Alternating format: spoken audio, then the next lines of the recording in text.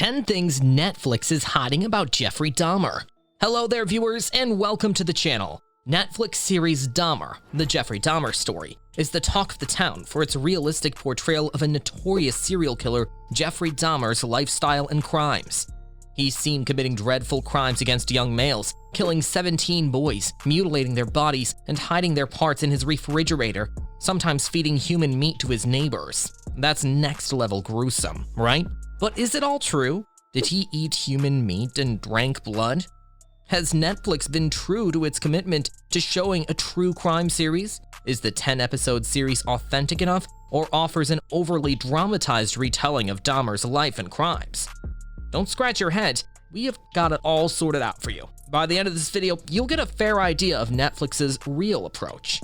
So let's get started. Glenda Cleveland never met Dahmer or lived in the Oxford apartments. Dahmer's nosy neighbor, Glenna Cleveland's character, is central to the story because she leads to his arrest. However, in real life, they had never met. In fact, Cleveland didn't even live in the same building as Dahmer. She lived in the neighboring building. What's actually correct is that Cleveland tried to alert local police. She even contacted the FBI and complained about Dahmer's strange behavior.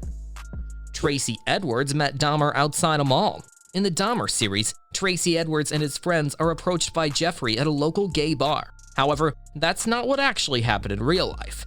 The boys were hanging outside a shopping mall when Dahmer notices them. This change of location by Netflix is acceptable because they wanted to show that Dahmer frequently hunted for victims in gay bars, posing as a photographer, which is true. Another false information Netflix gave us is that Edwards was a homosexual, whereas in real life, he said he wasn't and had accepted Dahmer's offer of $100 because he needed cash and didn't have a clue about Dahmer's real intentions. It is, however, true that Dahmer distracted Edwards with his betta-fish tank while pulling a large knife on him. Moreover, it is also true that both watched The Exorcist 3. As per Dahmer's attorney, the killer was fascinated with Satan-like Cha Satanich as Star Wars Palpatine and the demons from the Exorcist franchise. Curious case of Office of the Year award. In the 9th episode of Dahmer, officers John Belzerzak and Joseph Gabrish receive the Officer of the Year award for their services. This is incorrect and never happened in real life. The truth is that both officers were suspended after Dahmer's arrest. They were penalized for their negligence as they handed over one of Dahmer's victims, Konorak Sinthasifone, to him, after which he was brutally murdered. In an interview, Balsarak defended his actions. Both were reinstated in 1994. In 2005, Balsarak became the Milwaukee Police Officers Union president and held this position until 2009. Did Dahmer feed human meat to his neighbor? No one can forget that stomach-churning scene when Dahmer serves meat sandwich to his neighbor Glenda Cleveland, claiming that it tastes like pulled pork. Since Cleveland was suspicious of Dahmer's activities, she refused to eat it. You might not believe, but this scene is actually fictional and based on one of the many myths that circulated about Dahmer during his trial. In real life, Dahmer's next-door neighbor Pamela Bass always said that Dahmer was nice to her. Bass's character wasn't part of the Netflix series, though. After Dahmer was arrested, Bass gave many interviews telling the world how they shared lunches and ate sandwiches. After learning about the crimes Dahmer committed, Bass expressed her fear that those sandwiches may have human flesh. "I have probably eaten someone's body parts," Bass said. Dahmer didn't drink bags of blood. In real life, Jeffrey Dahmer worked at the Milwaukee Blood Plasma Center, but Netflix gave this a weird spin in episode 4, where Dahmer gets hired as a phlebotomist and brings home a bag of blood to drink. Yikes. But it turns out that this is just a twist added by Netflix to show how notorious this serial killer used to be. According to police documents, Dahmer once tried to drink blood but couldn't do it. In fact, he wasn't fond of drinking blood. What happened was that Dahmer took a vial of blood and went to the plasma center's rooftop to drink it, but spitted it out. The Konorak Sinthasifone incident. As we mentioned earlier in the video, Konorak Sinthasifone was one of the victims of Jeffrey Dahmer. After taking him to his apartment, Dahmer drugged the 14-year-old boy and tried to kill him. However, somehow Konorak managed to escape.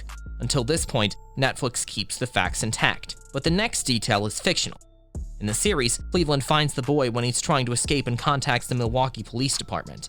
That's not how things actually played out. It was Cleveland's daughter Sandra Smith and niece Nicole Childress who had found Sinthasifone. What happened was that on May 27, 1991, Smith and Childers saw a disoriented young boy trying to escape from an alley near Jeffrey Dahmer's apartment. The boy was Konarak Snithasymphone. Childers called 911, and John Balcerzak and Joseph Gabrish arrived. But Dahmer convinced them that Konarak was his 19-year-old boyfriend who was drunk. The cops handed the boy over to Dahmer. This is one of the worst instances of gross negligence by the police because Konarak is murdered shortly after the cops left. Dahmer never wore glasses during trial. You may check the video footage and images of the real-life trial of Jeffrey Dahmer that began in September of 1991. He appeared without wearing those scandalous glasses at every hearing, whereas in Netflix's Dahmer, the actor wears glasses in every courtroom scene, which is an inaccurate depiction of facts. When asked why he skipped glasses, Dahmer said that he didn't want to see in the eyes of his victims' families. His stepmom, Sherry, explained that Jeffrey wanted to avoid them, otherwise he would panic. Dahmer himself said that he felt uncomfortable wearing glasses. "I felt uncomfortable looking at anyone in the face. I didn't want to see anyone's face clearly. It helped me disassociate myself from what was happening," he told Inside Edition. Jeffrey didn't learn to dissect roadkill from his father. In the Dahmer series, the director spends a large chunk of an episode establishing the relationship between Jeffrey and his father, Lionel Dahmer, who is a PhD in chemistry. Murphy wanted viewers to believe that Lionel encouraged Jeffrey to develop a fascination for dissecting roadkill and even showed him how to do it properly. But none of this is true, and the facts have been narrated by Lionel Dahmer himself in his self-authored book, A Father's Story. He explained that although he taught his son how to preserve animal bones to encourage his interest in biology and chemistry, he never taught him how to dissect dead animals or ever dissected any in front of Jeffrey.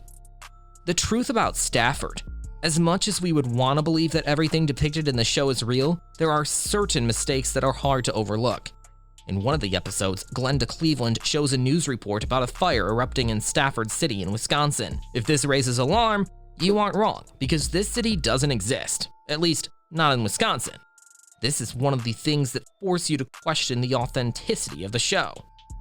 Jeffrey's neighbors weren't suspicious of him. Pamela Bass was Dahmer's neighbor and frequently interacted with the notorious killer.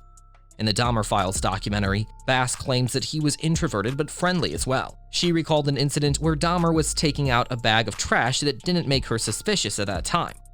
After he was arrested, Bass claims these memories kept haunting her for a long time.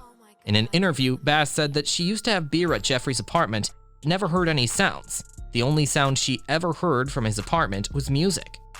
Netflix's blockbuster Dahmer not only has broken viewing records, but also records of factual inaccuracies. It is also criticized for glamorizing the criminal and his crimes, which is something we will address another time. We hope you enjoyed this video. Share your thoughts in the comments section, and don't forget to hit the like and subscribe buttons. Press the bell icon to stay connected. Thanks for watching.